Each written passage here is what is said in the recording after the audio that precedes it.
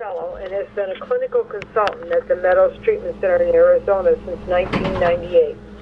Claudia Black's seminal work with children impacted by substance abuse in the late 1970s created the foundation for the adult-child movement in this country and around the world. Recognized for her pioneering and contemporary work with family systems and addictive disorders. She sits on the advisory board of NACoA and the advisory council of the Moyer Foundation. Claudia's pioneering contributions are many. She would be the first to name and coin the dysfunctional family rules, don't talk, don't trust, don't steal, that have guided much of our work in the field for the last 30 years. She describes the phenomena of delayed stress, emotional trauma, the child's denial process, the phenomena of looking good kids as they relate to growing up with addiction, and hence the meaning and phraseology of the adult child of alcoholics. She utilized art therapy in the context of group work with young children that offered a model for children's programs for the past 3+ decades. She broke the barrier and openly discussed physical and sexual abuse in the context of addictive families. Her work, which is her passion, has been ageless and offers a foundation to for those who are impacted by addiction to recover from what happened to them, and gives our professional field a library of both depth and breadth. So with no further ado, let me introduce you to Dr. Claudia Black. Hello, everybody.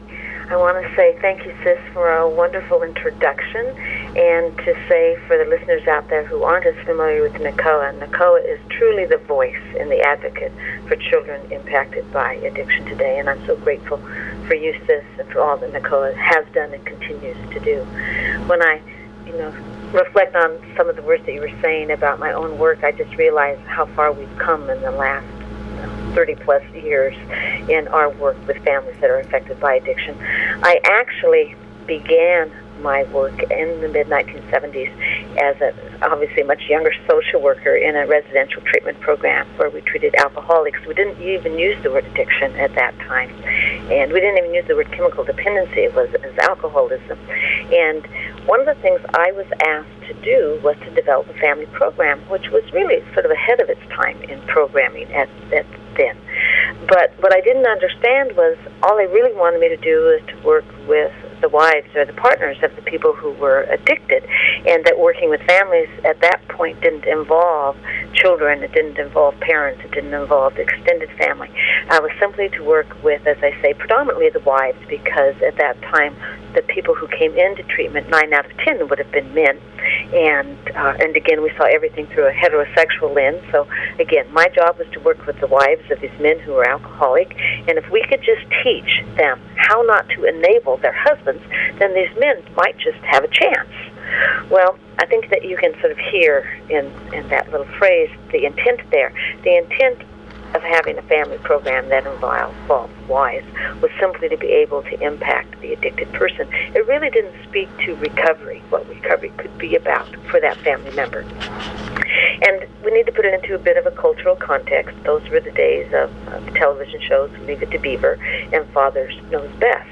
And the message pretty much was, if these wives would just stop enabling, these men might have a chance, and then everybody could live happily ever after. Well, again, that was sort of the nature of the times. Unfortunately, what we have learned over the years is that addiction doesn't just belong to the addicted person.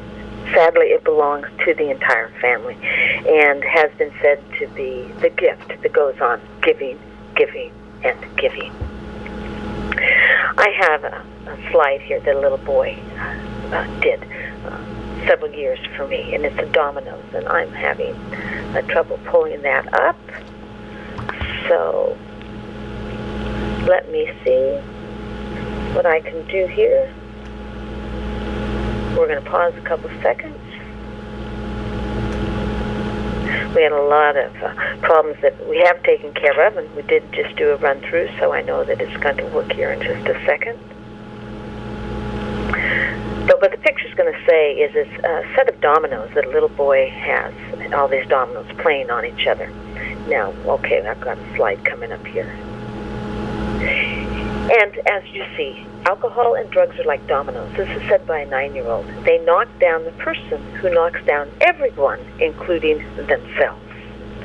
What we know today is that the impact that an addicted person has, or that addiction has, whether or not it's a substance addiction and or a process addiction, such as gambling, the impact that that has on the family doesn't disappear just because the addicted person may experience recovery. And what we also know is that seldom does addiction show itself spontaneously within a family system. Typically, the chronic stress has become toxic, and adverse childhood responses are literally affecting what I call the neurobiology of the family, and that has become very strongly ingrained. Now, I'm going to introduce you to a woman whose name is Therese. Now, when you meet Therese, one of the things that I want you to notice is that we do not meet Therese as the daughter of an alcoholic. We do not meet Therese as the wife of an alcoholic.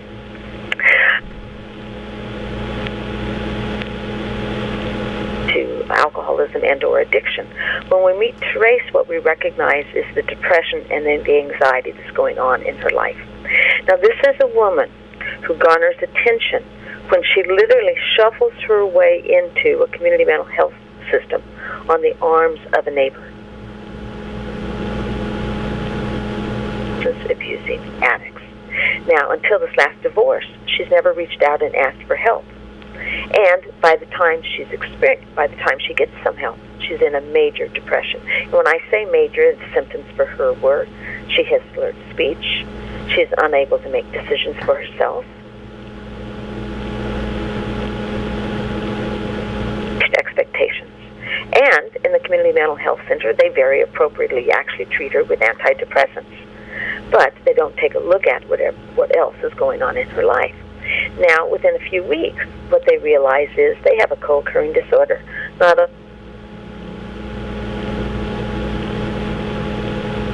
anxiety. She goes into a full-blown anxiety and panic attack at this point. She frets and she worries about every minor detail in life, every major detail in life. Everything is a potential problem. And literally what happens that sends her back to a hospital is she's in a grocery store and she's having to choose what cereal that she's going to be picking out for her kids. And she literally has, as I say, a panic attack right in that store and has to go to an ER room. So, back to the Community Mental Health Center, where, again, she gets treated with medication and she gets treated for her anxiety, so they have to readjust those medications. But what I'm really going to say is that unless you treat the underlying issues that fuel that dynamic that has her repetitively getting into marriages with addicted people, the prognosis for this woman, I think, is going to be very, very poor. So let me just quickly tell you about her husband. Now, this last husband, he's both addicted to alcohol and other drugs, whereas the first husband is addicted to alcohol. Now, it's not going to be a coincidence that she would marry these two men. It's not a coincidence when we look at the family that she comes from. She's raised in a very physically threatening alcoholic family system. Her father, as I say in the slide, is violent. He's very belittling to her. He verbally shames her. He dismisses her presence in the favor of siblings. He controls her dress. He literally controls her haircuts.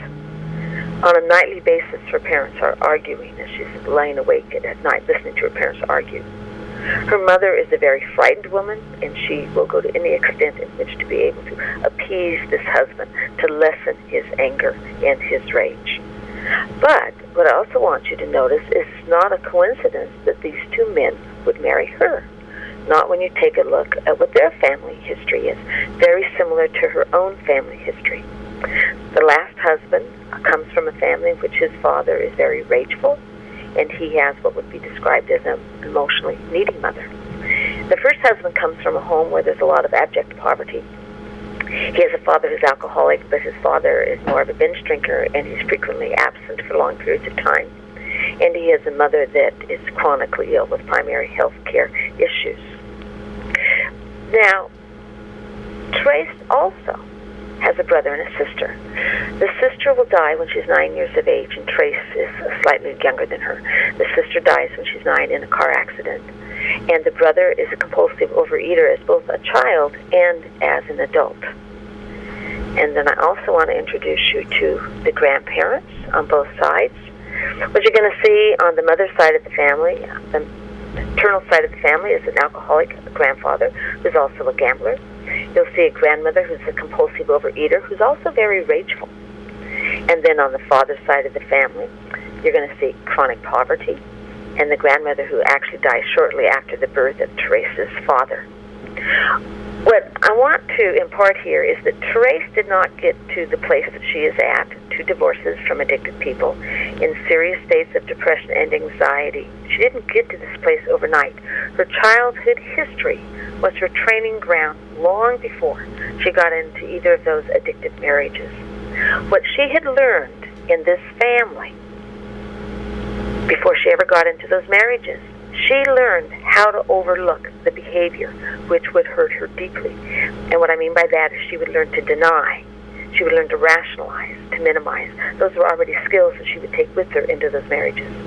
She had already learned how to appear cheerful when she was hurting.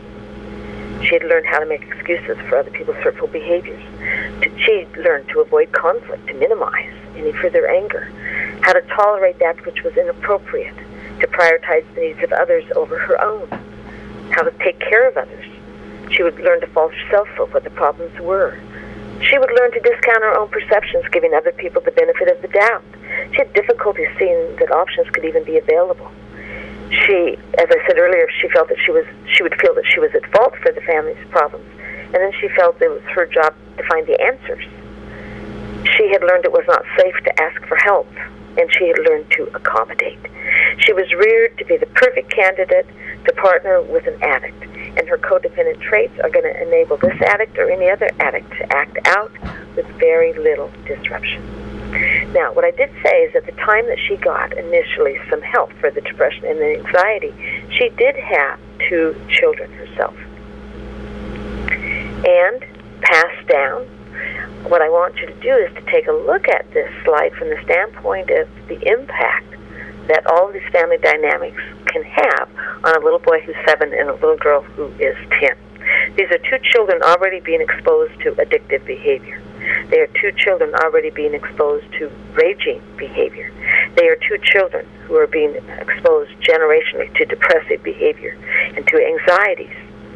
Now, you can walk into any mental health setting, you can walk into any primary health care office today, and you're probably going to pick up a pamphlet, most likely produced by our federal government, that talks about prevention of high-risk behavior in young children.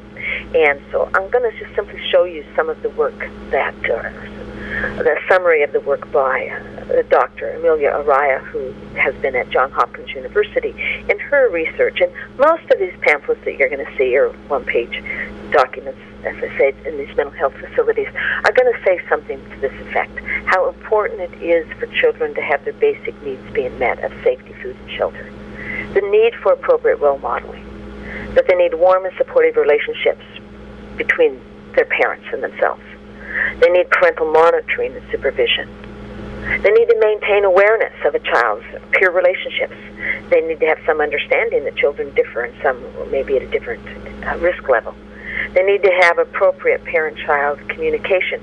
But what's also not on hers that I think is really important that I want to add is so much of the other research will also say how important healthy rituals are. And I distinguish healthy from non-healthy, because the reality, if we just say rituals, a lot of kids in substance abusing homes and other addictive homes will have rituals, but they're not always so healthy. So I want to also add healthy rituals are really important, significant part of parenting practices that builds resilience and supports children in resilience in terms of not being at high risk for acting out behavior and generationally repeating what's gone on in Trace's family here. Well, what I want to say is I'm skeptical. I'm skeptical that Trace, the mother, is capable of this kind of parenting. Certainly the fathers, they're seldom in the children's lives. They're showing very little interest in the kids. They're not going to be able to parent in this capacity. And you also have, in this situation, a very weakened extended family here, most likely not able to compensate for what the primary caregivers are not able to do. So this genogram that I showed you, what it portrays is the generational repetition And you're going to see the common thread that moves throughout it is going to be toxic stress and adverse childhood experiences. And today what we know is that results in what we call trauma responses. Trauma responses. Now, I want to say, and I'm going to come back to this later, is left untreated, and what I mean by untreated, really adequately treated, we are going to see Therese again. Somebody professionally will see her again. Now, it wasn't all that long ago when people thought about trauma that we thought about traumatic situations, the trauma that comes with being subject to a hurricane, severe flooding, severe fires, the trauma that can come in a car accident, the trauma that can come with a car burning down, a house burning down, the trauma that today comes with acts of terrorism, the trauma that today can come with our shootings that seem to take place anywhere in our communities, from our schools to our movie houses to our corporate offices. Yet, the majority of people who will experience a trauma, they're going to experience a trauma that is going to be more subtle. They're going to experience a trauma that is more subtle than what I just described, and also more chronic. And it is a trauma that most apt exists within their own family system. What we know is at times of trauma, the natural response is to run. And what we also recognize today is people are not just running from that which is traumatic. They are typically running towards.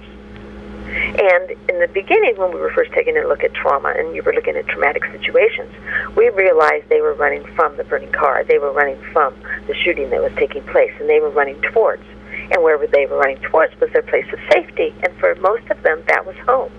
So my question today is, where do trauma survivors run when the trauma exists within that family system? When it's not physically or psychologically safe to be who you are, to own your own truth, what it is you see, how it is you feel, then what happens is people move into trauma responses. They move into the fight, they move into the flight, and they move into the freeze. Now, we know that today the body can't tell the difference between an emotional emergency and physical danger. Now, when triggered, it's going to pump out. It responds by pumping out stress chemicals designed to help somebody run from the situation, or to be able to stand up and fight. So in the case of childhood problems in the family, when the family has become the source of the stress, there's very little opportunity for them to fight and or for them to flee.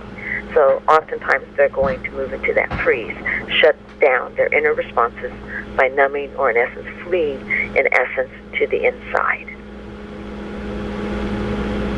I want to share with you a definition of trauma that actually comes from our federal government, SAMHSA. Trauma, the stress that causes physical or emotional harm from which you cannot remove yourself.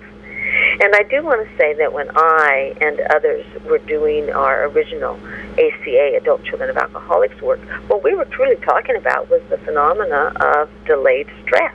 You know, I was talking about how we take the vulnerability of who we are as children, the pain, the grief that comes with the losses, and that inability in which to move through that pain. And then we create these defenses, and then how we take those defenses and the faulty beliefs that we created, how we take them with us into the world in our adult lives. What we were offering was a framework for people to be able to talk about their experiences. But what we did not identify was that their inability often to inarticulate or to articulate their experiences in many cases was a trauma response. Today we recognize that toxic stress experiences can fundamentally change the trajectory of a person's life. I want to show you what happens for us from a neuroscience perspective here. Throughout the course of the day, we all have what is called an optimal arousal zone, or we have what's called a window of tolerance. Our nervous system has fluctuations while we still have the ability in which to regulate ourselves. So again, as it says here on the slide, on a daily basis we experience periods of increasing arousal and periods of decreasing arousal. But within this window of tolerance that we all have, we can experience those fluctuations, still having the capacity in which to regulate ourselves. So what you see here is during times of threat, that sympathetic branch of the autonomic nervous system is going to be activated. And that's what prepares the body for the fight or the flight. And when that threat is no longer present, then the parasympathetic branch helps to deactivate that fight or flight response, restores the body back to what's called a rest state, and in essence, it reverses the effects of what it is that's just happened here. But I think it's this next slide is pretty much what happens for children who are raised in a chronically addicted family system.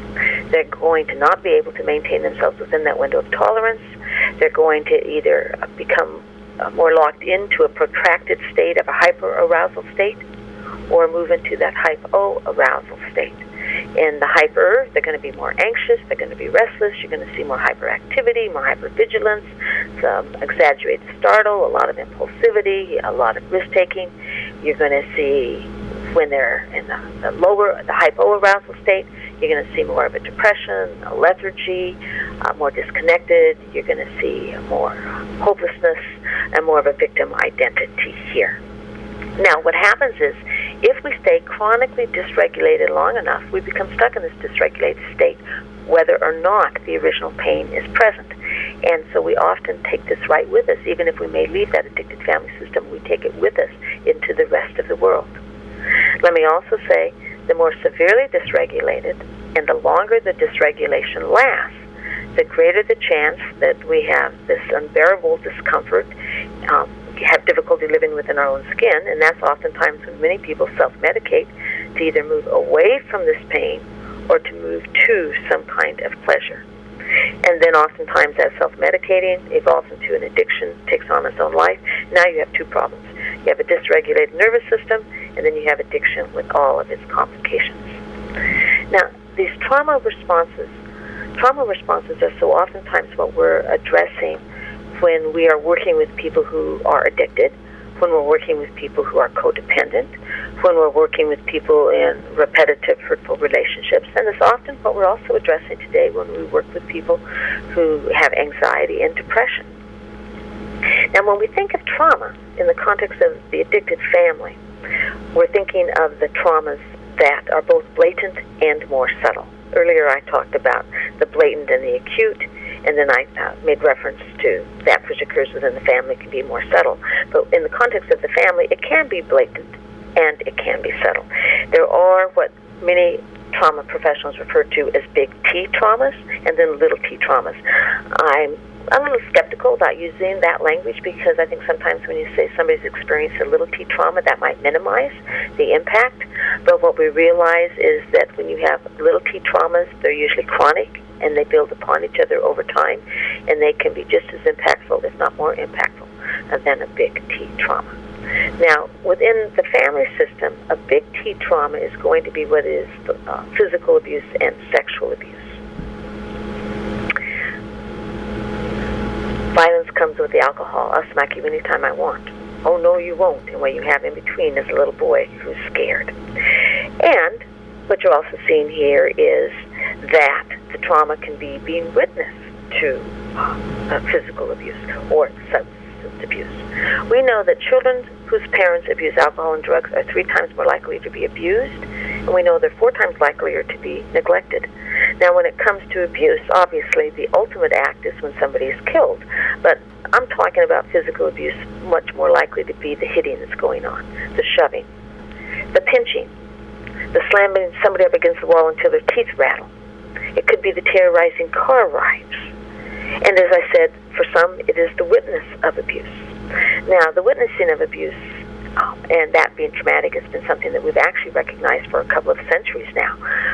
It was called shell shock in World War I. It was called railway spawn back in the mid-1800s. In Vietnam, it was called post-traumatic stress disorder. But it was in Vietnam that people recognized something that they had previously not so clearly identified. That if you took 2 combat soldiers and they had equivalent combat exposure, the one who was physically injured was less likely to have PTSD than the one who was also there but not physically injured. Now that has really important ramifications for kids in violent homes. What it's saying is kids in violent homes, even if they're the ones not subject to the abuse themselves, In fact, what it's saying is they're more apt to even have traumatic responses than those who were directly hit. Now, in no way do I want to minimize those who are physically battered, because I've been working in addiction for 30-some years, and by far we see a disproportionate number of people who come in with addictions who themselves were physically abused and sexually abused. But what we don't any longer want to do is minimize the experience of the person who was the witness of. When it comes to sexual abuse in the context of addictive families, we know that daughters are 2 times more likely to be sexually abused than other females in non-addictive families. We know that sons are 4 times more likely to be sexually abused than other males in non-addictive families. Now, I didn't say that sons are more likely to be abused than females. I'm comparing males in an addictive family to males in a non-addictive family, and females in an addictive family to females in a non-addictive family. And we have reasons for this. The reasons I think that they're more apt to be abused than people in non-addictive families is, one, many times offenders know how to pick their victims. In essence, they groom them for victimization, and they often pick kids that they perceive are starving for attention, and they groom them under the guise of friendship prior to that victimization. And kids in addictive homes, and again, generally speaking, are oftentimes not getting the attention, the healthy attention they need, and that sets them up for victimization. These are kids who are less apt to speak up because of the fear of not being believed. They're already in a family situation where the truth is not supported. These are kids who are learning to give others the benefit of the doubt, not trusting their own perceptions. They don't know what it is they feel. I find that by the time they're 9 years of age, they're losing their ability to identify their feelings. And if I don't know what I feel, my feelings really are cues and signals that tell me what it is that I need, and I lose the ability to use them as cues. I'm confused about what constitutes an appropriate boundary if I'm in an addictive home. And I'm probably, when you're in an addictive home, you internalize shame. The belief that who I am is not okay. And if I am in what's already a shame-bound system, and then something happens to me that is also additionally shaming, shame put upon already existing shame is much more apt to fuel powerlessness than it is to fuel action, leaving that child again in that victim position. So I think there clearly are some very valid reasons for why these kids are more apt to be sexually abused. And also that sexual abuse certainly may occur by somebody within that family system. Somebody may be in that parenting role, step-parenting role, extended family. It could be a sibling. But oftentimes that sexual abuse is by somebody outside of that family system. And again, sometimes it is not so blatant. It could be in addictive homes. You get a lot of sexual name-calling. Little girls who are called whores, they're called sluts. You get a lot of boys who are teased about their sexual development, or the 12-year boy who comes in having been with his friends, and his dad or mother teasingly under the influence says, well, did you manage to get laid tonight? Again, that creates sexual shame for kids. I had one woman who said to me she was in treatment for her own addiction, and we were talking about the abuse in her family, and she was talking about the sexual name-calling. And she said, my dad, he called my sisters and I all of those names. I mean, we were sluts, we were whores, we were all those names. But she said, that wasn't near as bad as when he'd call me by my mother's name. And then he'd get this look in his eye, and he'd say, I wish I was young again so I could have a shot at you. She said, that is when I felt so dirty. Yet in addictive homes, it's going to be that which is more subtle than the blatant or the big T abuses. It's going to be that which can create fear. I find that children in addictive homes live with fear on an ongoing basis. Fear at 5 years of age, 10 years of age, 15 years of age. Fear while you're trying to develop beliefs about yourself. Fear while you're developing beliefs about other people and the world at large. Now, this is what we call small T's. The fear comes with the more prevalent but the less measurable forms of abuse. There's a small T picture there. I think that this small T examples of that would be to live with verbal abuse, to live with name-calling, to live with blaming.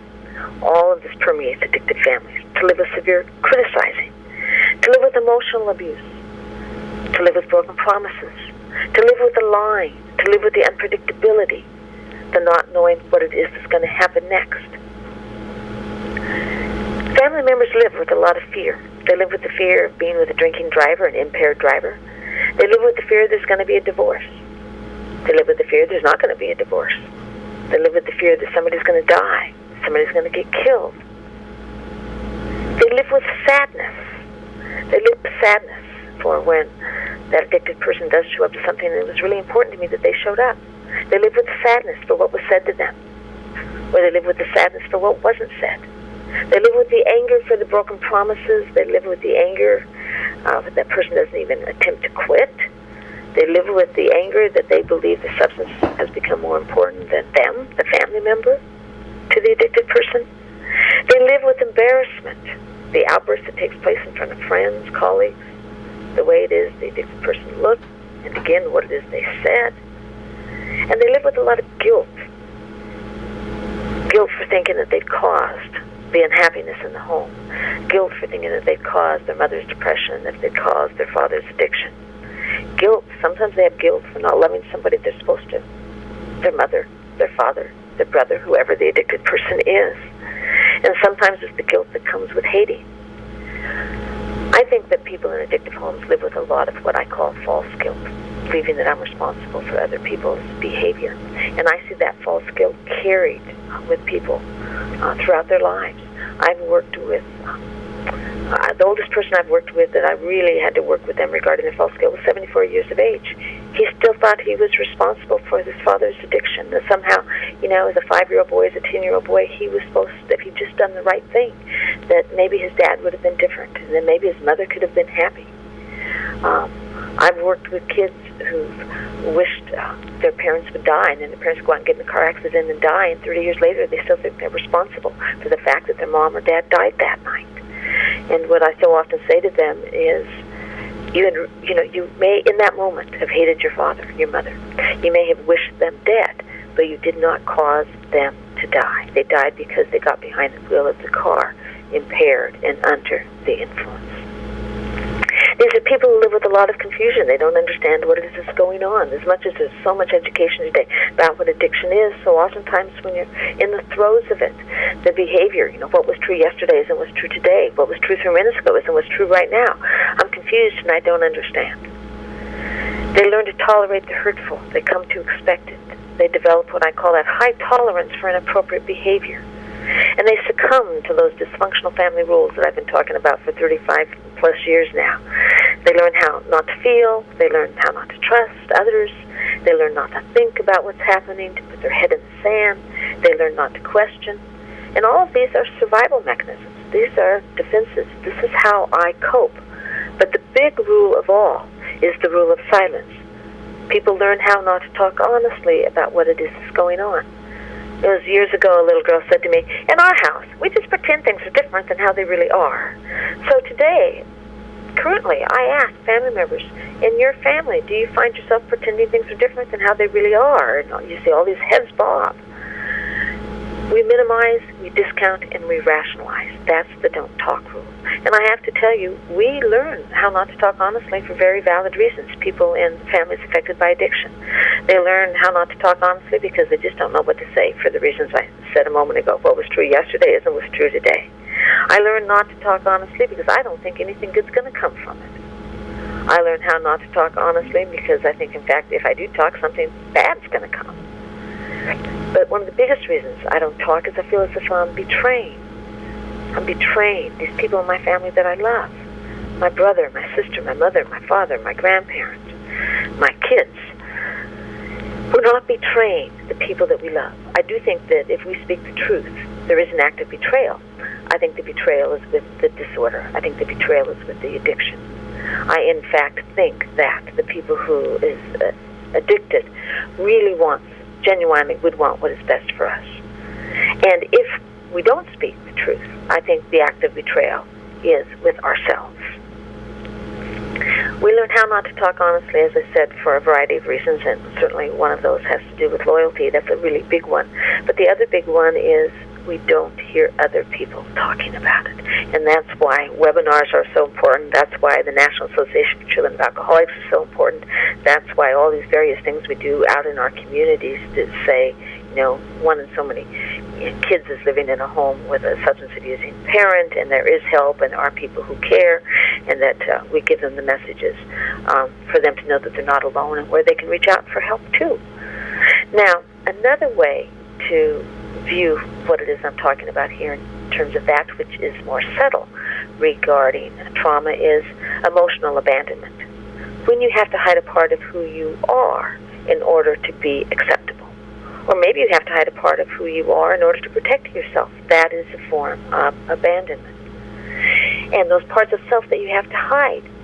Oftentimes in addictive homes, it's not okay to make a mistake. You have to go to great lengths to be perfect. Otherwise, something really bad is going to happen. Certainly, many times we have to hide our feelings. Certainly, we have to hide our needs, and we come to learn that our needs aren't important. Everybody else's needs are important. For some people, it's not okay to have accomplishments. It's about betraying our other family members if anything good goes on for me in my life. Those are forms of abandonment.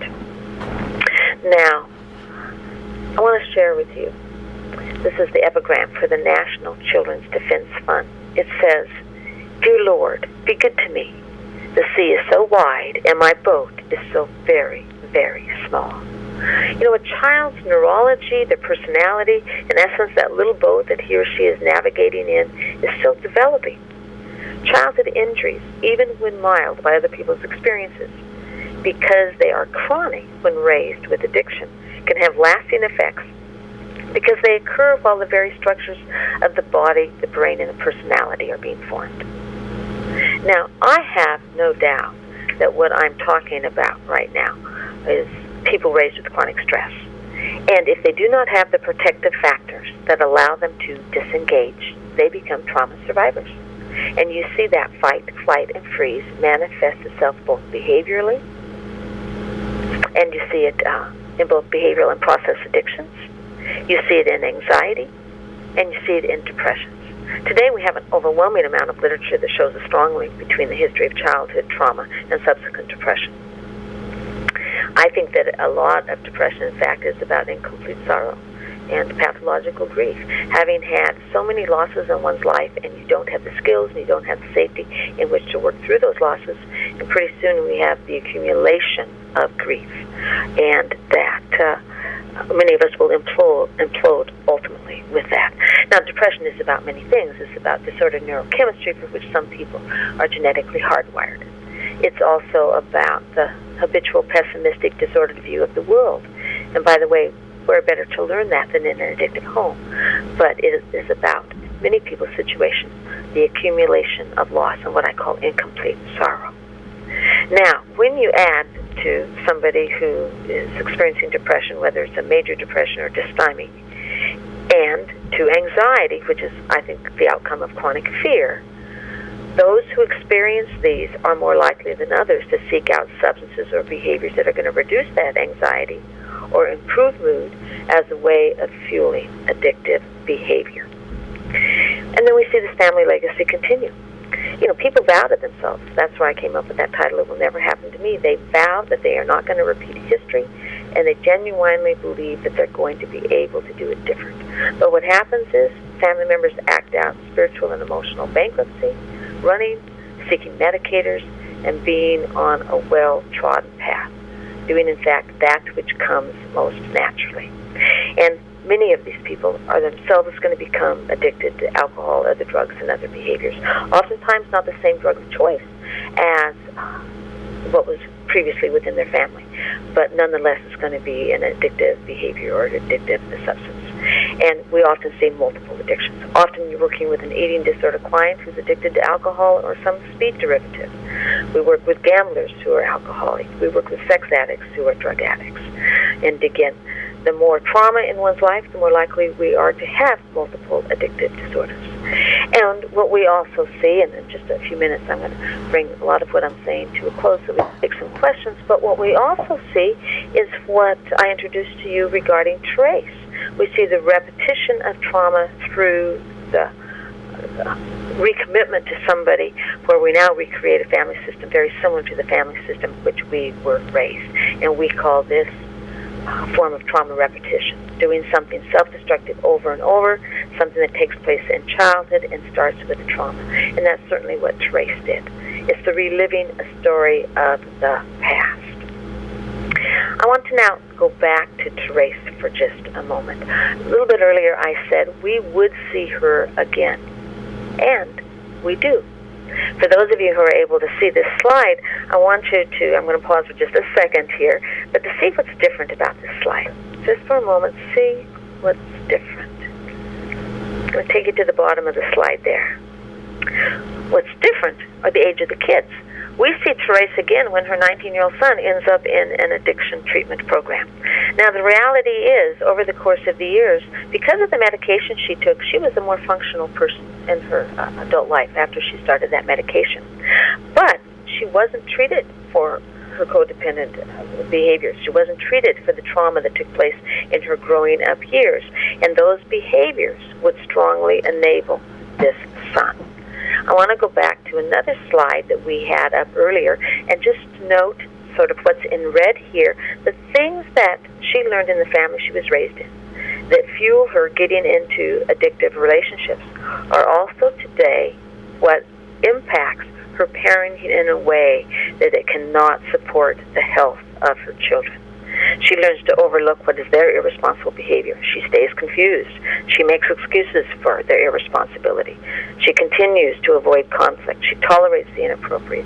She diminishes her own need, not expecting any respect for herself. Again, she doesn't take care of herself, allows others to take advantage of her. She remains in that victim position. She doesn't hold her son accountable. And it's very interesting. When I say she doesn't ask for help, she said, well, I really didn't want help. I simply wanted him to stop his behavior. And again, the accommodating. In essence, she puts her head in the sand while the house is literally burning down around her. Now, the possibilities for recovery, and heaven help, so hard in just 45 minutes to really talk about this well, but the possibilities, as I go to summarize, is first of all, in working with the families, and the families certainly include the addicted person, we need to recognize, do we have some primary disorders going on? We need to recognize the potential for co-occurring disorders and the multiplicity of addictions. And we need to prioritize treatment of intergenerational family dynamics.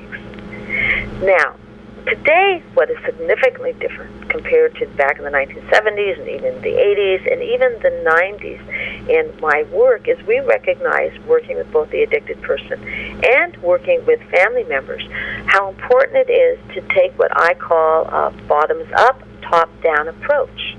So much of our work, and we have done really good work, but so much of our work has been more cognitive behavioral, and we're working with that prefrontal cortex.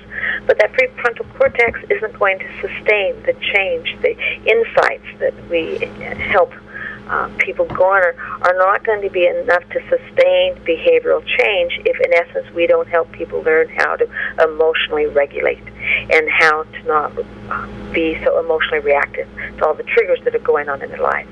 So we're going to want to build more mindfulness into the resources that we make available to family members here. And I have just a couple slides that are in your handouts, and I don't need to really read through them, that speak to the benefits of mindfulness meditation, but mindfulness practices in general.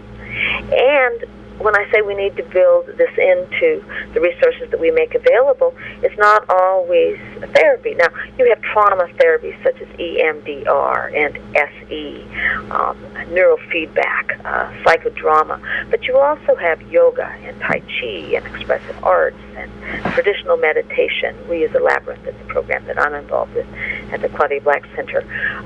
Songs, drumming are all ways, again, to help people learn healthy ways of self-soothing, to lessen their emotional reactivity, and to regulate that dysregulated nervous system. Addiction and the impact it has on the family is absolutely devastating. It is certainly terminal. I have no doubt about that, both literally and relationally. But what I also want to say before I conclude is it's absolutely treatable. Absolutely treatable. And, for me, I remain in this field and stay very passionate about it because It's an honor to be able to be witness to what I refer to as the miracles of recovery. And the miracles of recovery have to do with the transformation. People do not just learn how to refrain from self-defeating behavior, but we can transform character. And today people get to live a life with choice versus script.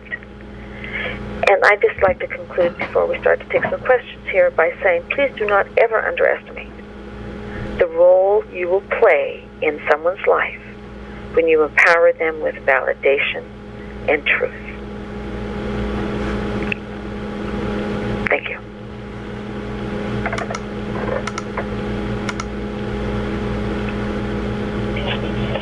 Claudia, thank you for a terrific presentation. Before we go to the questions, I'd like to introduce our audience to some of your work so that they know that there's a tremendous amount of material that's available to them to get a deeper appreciation of what they've been listening to today.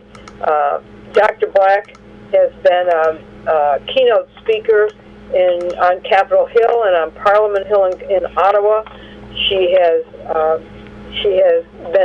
received the Distinguished Alumni Award from the University of Washington School of Social Work, the 2014 Father Joseph Martin Professional Excellence Award, and the NACoA 2014 Lifetime Achievement Award. And why do I tell you that? Because I think it helps to strengthen what we already have learned from being with her today, strengthen our understanding that resources that she has been able to develop over the years are valuable to all of us, no matter whether we're advocates or whether we're therapy practitioners or are adult children of alcoholics. She is the author of these books here, It Will Never Happen to Me, and The Secret, and Changing Course. And I can remember when Changing Course first came out, she said to me, I really see this book as a sequel to my first one, It Will Never Happen to Me. And in Changing Course helps to introduce the adult child into taking a look at their past and making the decision to understand the past and change the future. And I think the transformation that she just spoke about certainly addresses that. In addition to these books, she has a wonderful toolkit called Repeat After Me. It's a relapse toolkit.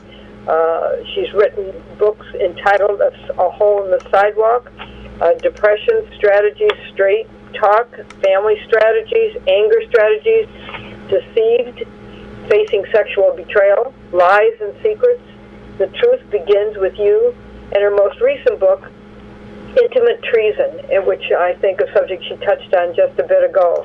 She's produced several audio CDs and even 20 DVDs. All of these materials are available at claudiablack.com, and I urge you, for future reference, to go to that website, which is on your screen right now. And now let me take us to some of our questions. The first question that came in was, can an adult child get specialist therapy support in recovery? Can an adult child get special therapy support? Specialist therapy. I'm interpreting that actually to say if they're in addiction recovery, can they also get adult child? Okay, well, let me answer that from a couple of different. One is, if I've got somebody who's both an addict and an adult child, one of the things that I think we're learning is that many times that past history can really help, unfortunately, set them up for relapse. We used to think that you don't address some of those underlying issues that have fueled that addiction in that early stage of recovery, but the more they have a relapse history and the more that it's interfering with them on a daily basis, then we need to address it very much at the same time. And that if, in fact, they don't address it in their early recovery, typically they're going to want to start addressing their issues probably within the second and 30 years of that recovery process, because that's so much of what their emotional recovery will be about. That they may have learned how to abstain from their primary drug of choice, but if they don't address those adult-child issues, they won't have the emotional recovery that they certainly are deserving of having. Now, another way of taking a look at that question, are there specialists who work with adult-child issues? Today, those are probably people who say that they work with trauma issues. So I think the language is changing. I think that over the course of years, in time, people were saying, well, I work with codependency. Well, those are people who work with adult-child issues. People who do a lot of original family pain and original family trauma are working with adult-child issues. So as you may be looking for a therapist, you could be asking for a trauma therapist, for original family of origin therapists, codependency therapists. That will get you to those adult-child therapists. The next question was, can you address sexual addiction?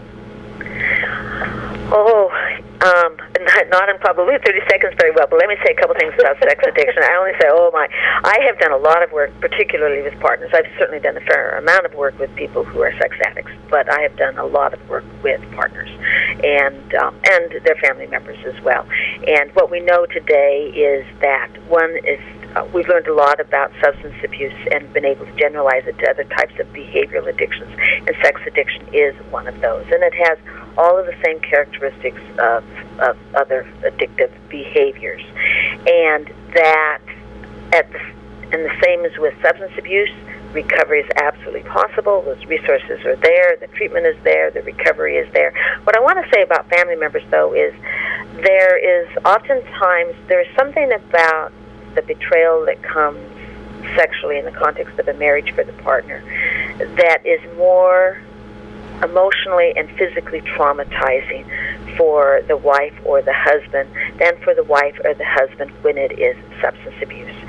So when I work with that partner, I am doing a lot more work with them regarding emotional dysregulation because they are just that much more dysregulated than even the partner of a substance abuser. Now, let me also say they're going to even be more dysregulated if they come from an addictive family system.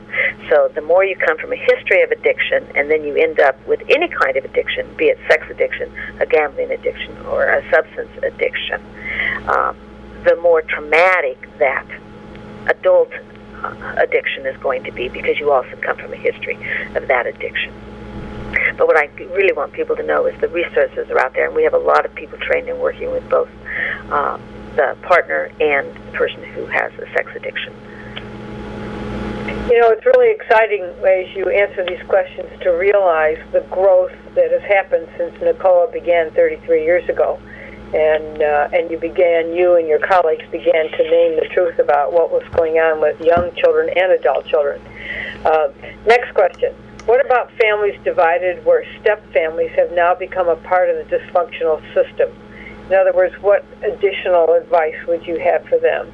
That much more complicated. Let me say that sometimes, certainly what I, want to impart, and hopefully that you got is, all families are not alike, and that you see differences with people who come from traumatic histories, and some people show greater resilience, and oftentimes the greater resilience had to do with there was some healthy caregiving somewhere in that person's life that maybe another child did not get, and sometimes that comes as a consequence of step parents, and other times the way the question was phrased is you just get this added complication of even more dysfunction. One of the things that I'm seeing in my young adult program in terms of trauma for a lot of our young people is what I call acrimonious divorce. I'm not sure it's just so much this dysfunction of the step-parents as much as it is the acrimony that exists between the parents when they divorce and how the kids get caught up in that acrimony. What is true when there is step-parenting, that if there is any kind of family treatment, all members of the various step-parent conglomeration need to be a part of that because they're going to be significant to whether or not that system can find health as a system. One of the things that I do know is that people can get well irrespective of whether or not other family members make that choice to get well for themselves. As a system, the system itself won't necessarily get well, but I can get well, whether or not my mother, my father, my brother, my sister, my stepdad enter into this recovery process with me. It's a lot harder. I typically have to go out and find other people before I get a lot of familial needs met, but it certainly is possible. I have a question from Twitter. What are some examples of healthy rituals that can help build resilience?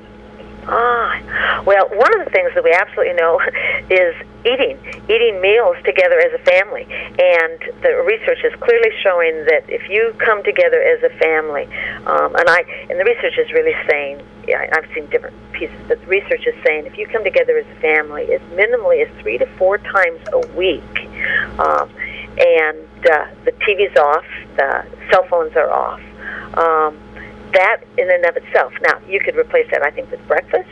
And some people say, oh, my God, where are we going to find 3 or 4 times a week? Well, if you're not eating at all, start with 1. Start with 2. Start with 3. So, 1, eating meals together is a healthy example. People often think of rituals as around holidays. Well, holidays and birthdays, building rituals into that can be also very important. But I really like to think in terms of daily rituals. What kind of ritual do we have in our house in the morning as we all get up and head out our various doors to our schools and our jobs? Can we create some kind of way in which we all come together? And in essence, I think the defining aspect of a healthy ritual is that we are here because we care about each other. We are here to be of support to each other. So I think we want to look at, what can we do in the morning? What can we do around dinner time? What can we do in terms of a bedtime ritual? I mean, sometimes the ritual is making sure you say goodnight to your kids. Or maybe it's going in and sitting down at the bed and saying goodnight to them. Or maybe it's singing a song with them. Or maybe it's reading to them. Maybe the goodnight happens out in the living room. It doesn't have to take place in the bedroom. But those are times of the day to think about. Is there a way for us to come together that says, I care about you and I value you? That's what the behavior is saying. And it doesn't have to be lengthy. I mean, we could be talking about 3 and 4 minutes. I have another Twitter question. What role do you see for chaplains or spiritual caregivers? I think that they play a really vital role. One of the things that I didn't talk about was that recovery is really, for me, I perceive it as a spiritual process. And that I think that one of the roles that chaplains or people in the religious community can play, or a spiritual caregiver, one is of support, of a listening support. They can play a strong educational role. They can. They don't have to be the clinical person. You don't have to be a clinician. They can help people find resources. They can help people to take a look at. So oftentimes when bad things happen to me, it's hard for me to believe and have faith in anything outside of myself. And I think that a part of the role they can play is helping them not to isolate mentally, emotionally, and physically, so that they can maintain their belief in the positive. And one of the things that we do with patients is a gratitude list. And, as horrible as my life is today, I'm grateful for the fact I've never been in a car wreck and killed 3 people. That sounds very blunt, but to be able to recognize this is not all bad.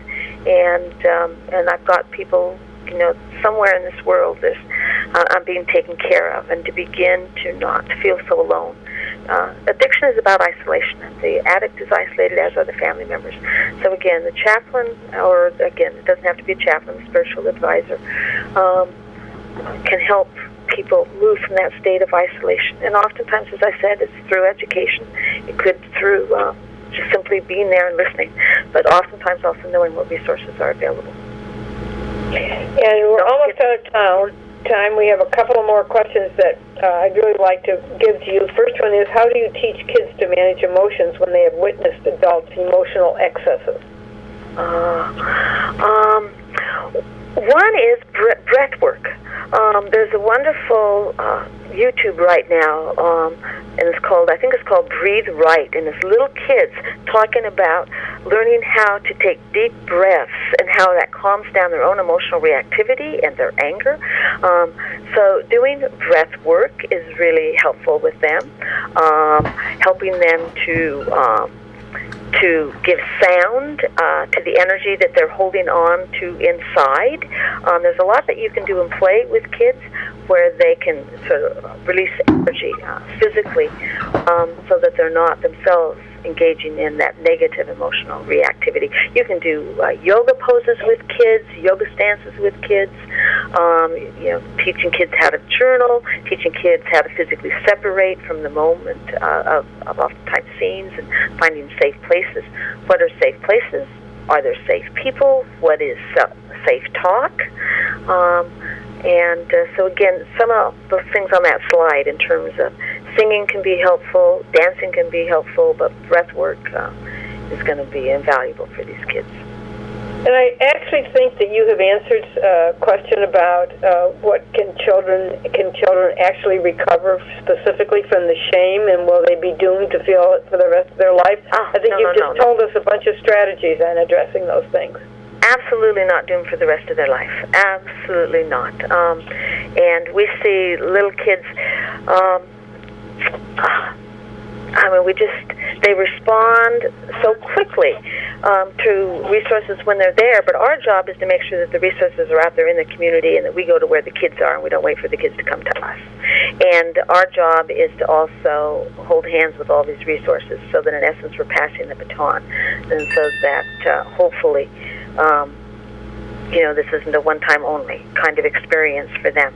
But that's what I wanted to end with the slide. Don't ever underestimate the role you play when you offer somebody validation and truth, because they will hang on to that, and that will be their thread for resiliency that allows them, when they have far greater choices, to be able to access resources than on their own. Well, for the hundreds of participants on this webinar, let me extend our deepest thanks to you, Claudia. Your information and insights, I think, have been invaluable, and I look forward to recommending to people to go back to the recorded version, which will be on eiconline.org/webinar, as I mentioned earlier. And with that, I'll conclude today's webinar. Thanks to all our participants, to EIC for their technical support, and especially to Dr. Claudia Black for returning to share her rich and helpful insights with us. When you receive the follow-up information from this webinar, you will also have the opportunity to see and register for Jerry Moe's program, which will be offered 2 weeks from today, Tuesday, August 18th at 2 p.m. So watch for that and join us again in 2 weeks. And again, God bless you, Claudia, for all you do for all of us. Thank you. Thank you. Thank you all.